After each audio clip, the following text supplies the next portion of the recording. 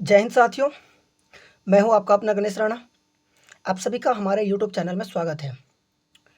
आज हम चर्चा करने वाले हैं कि अपरिमेय संख्याओं को संख्या रेखा पर कैसे दर्शाते हैं। ठीक है, पिछले वीडियो में अपन देखे थे कि परिमेय संख्याओं को जो बटे के रूप में रहता है उनको हम संख्या रेखा पर कैसे दर्शाते हैं। इसके बारे में हम पिछले वीडियो में सीख चुके हैं और इस वीडियो में अपन सीखने वाले हैं कि अपरिमेय संख्याओं को संख्या रेखा पर कैसे दर्शाया जाता है। तो उदाहरण नंबर 3 में आप देख पा रहे हैं, संख्या रेखा पर √2 का स्थान निर्धारित करना, वर्गमूल 2 का स्थान निर्धारित करना है।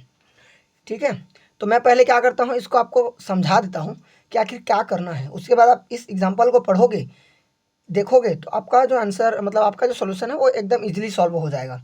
तो सबसे पहला काम क्या करना है, आपको समझना है कि आखिर उसमें होता क्या है। चलिए, सबसे पहले अपन एक संख्या रेखा बना लेते हैं। जैसे मान लीजिए कि मैं यहाँ पर बना रहा हूँ, ये रहा कुछ इस प्रकार से, मैं बनाया। चूंकि इसमें ऋणात्मक वाला वैल्यू नहीं है तो मैं 0 यहाँ पर मान रहा हूँ। ठीक है, यहाँ पर ये हमारा 0 मान करके चल रहा है और बनाते जाएंगे। और मान लीजिए कि ये हमारा 1 है और ये हमारा कितना है, 2 है, इस प्रकार से। ठीक है, तो इस प्रकार से आपको पहले बना लेना है। अब ध्यान दीजिए, आपका जो एक इकाई है वो कितना है, लगभग 3 के बराबर है। ठीक है, अनुमान से बनाया था लेकिन हालांकि 3 के आसपास ही आ रहा है तो हम उसको लगभग 3 के बराबर मान लेते हैं। ठीक है, तो अगर आपको कहता है, क्या कहता है, अगर आपको मान लीजिए कि √1 वाला पूछता है तो √1 का मतलब तो एक ही होता है। तो जो आपका एक वाला वैल्यू रहेगा वही आपका √1 वाला स्थान रहेगा। ठीक है, उसके बाद आ सकता है आपका वर्गमूल 2 वाला स्थान, उसके बाद आ सकता है वर्गमूल 3 वाला, उसके बाद आता है वर्गमूल 4 वाला। तो वर्गमूल 4 का मतलब क्या होता है, 2। तो इसका मतलब क्या है, वर्गमूल 1 मतलब 1 और वर्गमूल 4 मतलब 2। तो 1 और 2 के बीच में ही आपका क्या आएगा, वर्गमूल 2 और वर्गमूल 3। ठीक है, यही आएंगे वर्गमूल 2 और वर्गमूल 3। लेकिन अब वो इसमें से कौन सा जगह है ये हमारा फिक्स नहीं है कि आखिर वर्गमूल 2 और वर्गमूल 3 किस जगह पर आ सकते हैं। तो हमको क्या करना है, जैसे मान लीजिए कि ये हमारा क्या है, जो हमने अंतराल बनाया है वो 3 सेंटीमीटर का बनाया है। ठीक है, तो हम क्या करेंगे, एक के स्थान पर 3 सेंटीमीटर का एक लंब खींच देंगे। ठीक है, लंब खींच देंगे मतलब ये रहा, इस प्रकार से ये 3 है तो 3 से लेकर यहाँ तक इस प्रकार से हम एक लंब खींच दिया। ठीक है, लंब खींचने के बाद जो हमारा बिंदु रहेगा वो कुछ इस प्रकार से रहेगा, यहाँ पर रहेगा बिंदु। अब हम क्या करेंगे, प्रकार की सहायता से क्या करेंगे, प्रकार की सहायता से देखो, जैसे हमारा सबसे पहले क्या था, इस प्रकार से था तो हमने इतने ही दूरी का हमने क्या किया, यहाँ पर ऐसा चाप काटा इस प्रकार से। तो जो हमने चाप काटा वो यहाँ पर आ जाएगा। ठीक है, यहाँ पर आ गया। तो अब हम क्या करेंगे, उसी को इस बिंदु से फिर हम क्या करेंगे, इस प्रकार से जिस बिंदु पर ये चाप कटा था उस बिंदु तक नापेंगे। पहले इसमें क्या था, सीधा नापेंगे थोड़ा सा कम आएगा, तो अब हम इस प्रकार से नापेंगे। तो इस प्रकार से जब नापेंगे तो हमारा जो ये प्रकार घूमेगा इस प्रकार से, तो अब संख्या रेखा पर जिस बिंदु पर काट रही है वह वैल्यू क्या हो जाएगा, आपका वर्गमूल 2 वाला वैल्यू। मतलब ये जो वैल्यू है, यहाँ का जो मान है वो आपका क्या है, वर्गमूल 2 वाला मान है। ठीक है, ऐसे ही आपको निकालने रहेंगे वर्गमूल 2 वाला वैल्यू। ठीक, अब क्या है कि वर्गमूल 2 से बड़ा रहता है वर्गमूल 3 और 2 से छोटा रहता है वर्गमूल 3। तो इसका मतलब क्या है कि इन दोनों के बीच में ही आपका वर्गमूल 3 वाला आएगा।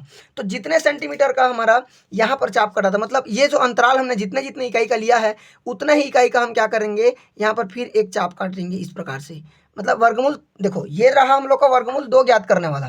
ठीक है, अगर वर्गमूल 2 आपके प्रश्न में पूछता है तो अगर आप यहाँ तक सॉल्व करोगे और रचना के चरण में हमने इस प्रकार से खींचा या ऐसे ऐसे किया करके आप लिख दोगे तो आपको पूरा में पूरा नंबर मिल जाएगा। अब मैं सिखा रहा हूँ आप लोगों को कि वर्गमूल 3 को कैसे करते हैं। तो वर्गमूल 3 तो आपको क्लियर होगा, वर्गमूल 2 और ये 2 के बीच में ही होने वाला है वर्गमूल 3। तो हम क्या कर देंगे, जितने इकाई का हमने ये अंतराल लिया है तो उतने ही इकाई का हम क्या करेंगे, इस बिंदु से यहाँ पर इस प्रकार से चाप काट देंगे।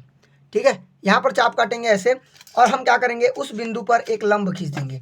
जैसे हमारा बिंदु ये है तो यहाँ पर एक लंब खींचेंगे कुछ इस प्रकार से। तो जैसे ही हम एक लंब खींच रहे हैं तो वह जो कटान बिंदु मिल रहा है यहाँ पर मिल रहा है। तो अब हम क्या करेंगे, उस कटान बिंदु पर ये रहा, ये मूल बिंदु ये 0 और ये कटान बिंदु जो है हम यहाँ पर इस प्रकार से प्रकार को रख देंगे और जहाँ पर आ रहा है वहीं से हम ऐसे करके घुमा देंगे, ये रहा। ठीक है, आपको एकदम सावधानी से करना है, एकदम सही आना चाहिए आपका। तो ये जो आपका बिंदु अभी कटान बिंदु मिला है, ये वाला ही जो संख्या रेखा को काट रही है, यही वाला मान आपका क्या हो जाएगा, वर्गमूल 3 वाला वैल्यू हो जाएगा। अब ध्यान दीजिए, शुरू से बता रहा हूँ। जैसे हमने सबसे पहले ये वर्गमूल 2 वाला निकाला जिसमें इस बिंदु के हिसाब से बनाया था। अगर मैं इसको इस प्रकार से मिला दूँ, ऐसे ऐसे अगर मिला दूँ, ठीक है, तो अब ध्यान से देखिए, ये अगर यहाँ पर लंब बनाया हूँ तो ये 90 डिग्री का आपका बनेगा। तो ये अगर 90 डिग्री का एंगल बन रहा है तो जाहिर सी बात है कि ये जो त्रिभुज बना है वो क्या है, समकोण त्रिभुज है। और समकोण त्रिभुज में आप जानते हैं कि 90 डिग्री के सामने वाला भुजा होता है उसको हम कर्ण बोलते हैं, और कर्ण क्या होती है, सबसे बड़ी भुजा होती है। और आप ये भी पढ़े हो पाइथागोरस प्रमेय करके, सॉरी, आप ये भी पढ़े हो पाइथागोरस प्रमेय करके, ठीक है। पाइथागोरस प्रमेय क्या कहता है कि कर्ण का जो वर्ग रहता है वो क्या होता है, कर्ण का वर्ग क्या होता है, जो आपका आधार का वर्ग और लंब के वर्ग के योग के बराबर रहता है, यही पढ़े हैं अपन। तो यहाँ पर ध्यान दीजिए, ये जो हमने 1 इकाई लिया है, मान लेते हैं कि 1 इकाई के लिए 1 यूज होगा, और इतने ही डिग्री, इतने ही लंबाई का हमने क्या है, एक लंब खींचा है, तो ये भी आपका 1 का ही होगा। तो कर्ण का मान हमको ज्ञात करना है, तो कर्ण का यहाँ पर क्या रहेगा, वर्ग रहेगा। तो आधार का वर्ग कितना होता है, 1 होता है। लंब का वर्ग कितना, मतलब 1 का वर्ग कितना होगा, 1 ही होगा। लंब भी यहाँ पर कितना है, 1 है, तो 1 का वर्ग भी 1 ही होगा। तो ये आपका कर्ण का वर्ग बराबर इतना आएगा कि नहीं आएगा। अब देखिए ध्यान से, कर्ण का वर्ग बराबर करूँगा तो क्या आ जाएगा, 1 और 1 2 आ जाएगा। और उसी को यदि मैं कर्ण का मान निकालना चाहूँ तो दोनों पर देखो, कर्ण का वर्ग निकालना चाहूँ तो ये क्या हो जाएगा, दोनों तरफ अंडर रूट लगेगा, ये जो है इसको काट देगा, तो लास्ट में क्या बचेगा, सिर्फ कर्ण बराबर वर्गमूल 2। और ये जो रेखा निकला है वो आपका क्या है, वर्गमूल 2 का वैल्यू है। लेकिन आप जानते हैं कि हम क्या है, इसको सेंटर मान करके हम इसके परितः ऐसे घुमा रहे हैं, तो ये पूरा एक वृत्त बनेगा कि नहीं बनेगा। तो वृत्त में क्या है, कहीं से भी अगर आप नापो तो त्रिज्या अगर एक जगह जो है, हर जगह उसका त्रिज्या वही रहता है। तो ये वैल्यू आपका वर्गमूल 2 है। तो उसी को अगर मैं इधर चाप बनाया हूँ तो यहाँ पर जो वैल्यू मिल रहा है वो भी हमारा क्या मिलेगा, वर्गमूल 2 वाला ही मिलेगा। तो ये वाला पॉइंट इसीलिए क्या हो जाएगा, हमारा वर्गमूल 2 वाला हो जाएगा। और वर्गमूल का मतलब क्या है कि वह अपरिमेय संख्या है, परिमेय संख्या नहीं है। इसका मतलब 1 और 2 के बीच में यह वर्गमूल 2 वाला ऐसा वैल्यू है जहां पर हमको परिमेय संख्या के रूप में कोई भी संख्या रेखा पर दर्शाने के लिए बिंदु हमको नहीं मिलेगा, ठीक है। अब ऐसे आपको क्या है, इसमें वर्गमूल 3 वाला को निकाल लेना है। तो वर्गमूल 3 के लिए आप इस प्रकार से कर सकते हैं। अब जितने अंतराल का हमने 1 2 मतलब 0 से 1, 1 से 2, 2 से फिर 3 तक लेंगे कि नहीं लेंगे।